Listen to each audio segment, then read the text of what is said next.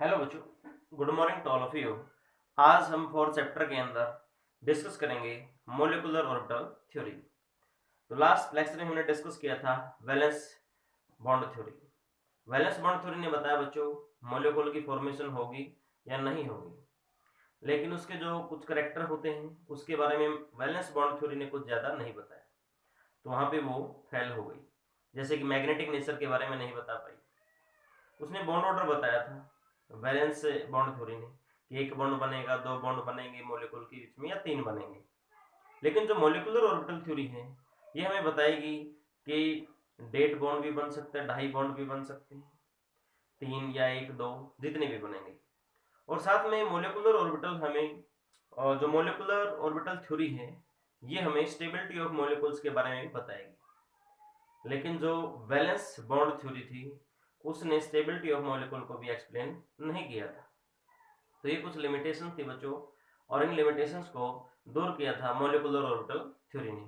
तो आइए देखते हैं मॉलिकुलर ऑर्बिटल थ्योरी के अकॉर्डिंग क्या कुछ होता है, क्या इसके पॉइंट हैं, सेलिएंट फीचर्स क्या हैं। तो points of molecular orbital theory: atomic orbital combine to form molecular orbitals. Atomic orbital combine करते हैं और क्या बनाते हैं, मॉलिकुलर ऑर्बिटल बनाते हैं। अगला पॉइंट, जो number of molecular orbitals formed, मतलब कितने मॉलिकुलर ऑर्बिटल बने, उनके नंबर किसके इक्वल होंगे भी, are equal to the number of atomic orbital combined. अगर दो एटॉमिक ऑर्बिटल मिल रहे हैं, जैसे ये देखिए दो ऑर्बिटल है, तो क्या बनेगा, एनसी दो ही मॉलिकुलर ऑर्बिटल बन जाएंगे। दो अगर मॉलिकुलर ऑर्बिटल बनेंगे, किससे बने होंगे, दो एटॉमिक ऑर्बिटल से बने होंगे। उसके बाद देखिए बच्चों नेक्स्ट अगला point,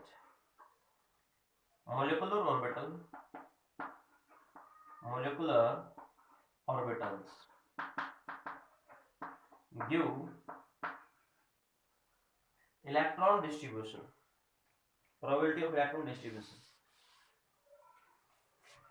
Molecular orbitals give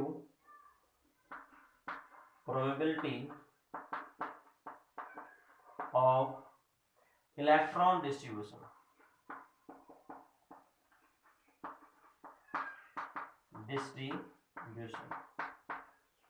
around the group of nuclei. देखो बच्चों, जैसे एटॉमिक जो ऑर्बिटल होते हैं ना, वो क्या करते हैं, इलेक्ट्रॉन डिस्ट्रीब्यूशन बताते हैं अराउंड ए न्यूक्लियस, एक न्यूक्लियस के चारों ओर। मींस एक एटम है, उसके अंदर एक न्यूक्लियस होगा और उस एटम के अंदर ऑर्बिटल्स हैं, और वही ऑर्बिटल्स क्या बताते हैं कि इलेक्ट्रॉन्स कहाँ कहाँ डिस्ट्रीब्यूटेड हैं। लेकिन अगर हम मॉलिक्यूल की बात कर लें तो मॉलिक्यूल्स के अंदर कई सारे एटम्स होंगे, कई सारे एटम्स मिलकर के मॉलिक्यूल बनाते हैं। तो मींस कई सारे उसमें क्या होंगे, न्यूक्लियस होंगे। इसलिए क्या बोला गया इधर कि molecular orbitals give probability of electron distribution around the group of nuclei, कई सारे न्यूक्लियस होंगे बच्चों। और एक मॉलिक्यूल्स के अंदर अगर दो एटम्स मिले हैं, एक मॉलिक्यूल फिर बना है, मीन जैसे H2 है हमारे पास, तो H2 मॉलिक्यूल के अंदर दो न्यूक्लियस होंगे। O3 मॉलिक्यूल है हमारे पास, तीन हो जाएंगे।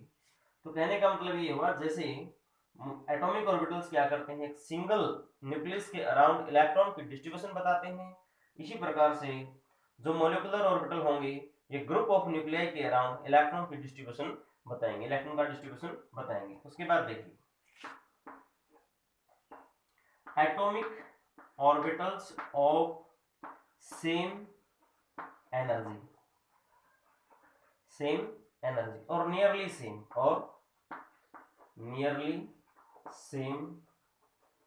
Energy and same shape, symmetry, मतलब शेप भी उनकी कैसी हो, same. Atomic orbital of same energy और nearly same energy and same shape combine, वो कंबाइन करते हैं टू फॉर्म मॉलिक्यूलर ऑर्बिटल्स। ऐसा नहीं कि भाई जो हमारे पास 1s है ना, तो ये 1s ऑर्बिटल्स के साथ ही कंबाइन करेंगे और मॉलिक्यूलर ऑर्बिटल बनाएंगे। ऐसा नहीं होगा बच्चों कि 1s क्या करेंगे, 3p के साथ कंबाइन करके मॉलिक्यूलर ऑर्बिटल बना रहा है, या फिर 2s 3p के साथ कंबाइन कर रहा है, ऐसा नहीं होगा। कैसा होगा फिर, 2s के साथ ही कंबाइन करेगा, 3p के साथ ही कंबाइन करके 3p के ऑर्बिटल 3p के साथ ही कंबाइन करके मॉलिक्यूलर ऑर्बिटल बनाएंगे। मींस इनके एनर्जी और शेप कैसी होनी चाहिए, सेम। वही एटॉमिक ऑर्बिटल मिलकर के क्या बनाएंगे, मॉलिक्यूलर ऑर्बिटल बनाएंगे। अगला जो पॉइंट है बच्चों इस थ्योरी का, number 5, there are 2 types of molecular orbitals. ठीक है, there are 2 types of MO molecular orbitals. कौन कौन से भाई, anti bonding and bonding molecular orbital. कौन कौन से, कितने प्रकार के बच्चों होते हैं हमारे पास मॉलिक्यूलर ऑर्बिटल, 2 टाइप्स के होते हैं, bonding and anti bonding molecular orbitals. तो देखिए इनके बारे में थोड़ा डिस्कस करते हैं, बॉन्डिंग और एंटी बॉन्डिंग मॉलिक्यूलर ऑर्बिटल्स के बारे में।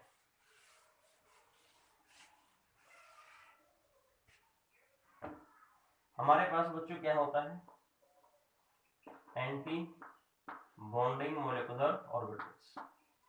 ठीक है, ABMO anti bonding molecular orbitals, और होता है bonding molecular orbitals. Anti bonding की बच्चों क्या होगी, हाई एनर्जी, हाई एनर्जी। इनकी एनर्जी क्या होगी, लो, लो एनर्जी, और लेस एनर्जी होती है किसकी, बॉन्डिंग मॉलिक्यूलर ऑर्बिटल्स की। तो ये किससे बनते हैं बच्चों, डिस्ट्रक्टिव इंटरफेरेंस से बनते हैं।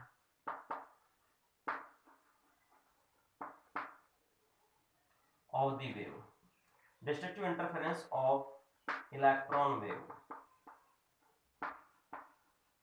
इलेक्ट्रॉन्स वेव की तरह ना वेव करता है, ड्यूअल नेचर रखता है, आपको पता है। तो मॉलिक्यूलर ऑर्बिटल थ्योरी के अंदर वेव नेचर को कंसीडर किया गया है मेनली। इनकी एनर्जी क्या होगी, लो, इनकी हाई होगी। कैसे बनते हैं, जो destructive interference of electron wave, ये बनते हैं कैसे, constructive interference, constructive interference of electron wave, electron wave. Interference बच्चों क्या होता है, कितने प्रकार का होता है, 2 प्रकार का। कौन कौन सा, कंस्ट्रक्टिव, डिस्ट्रक्टिव, जैसे मैंने अभी आपको बताया। इसकी ज्यादा डिटेल आप फिजिक्स के अंदर पढ़ेंगे, +2 क्लास के अंदर। तो फिर भी हम थोड़ा देखें, जैसे मान लो ये एक वेव है, एक वेव और है,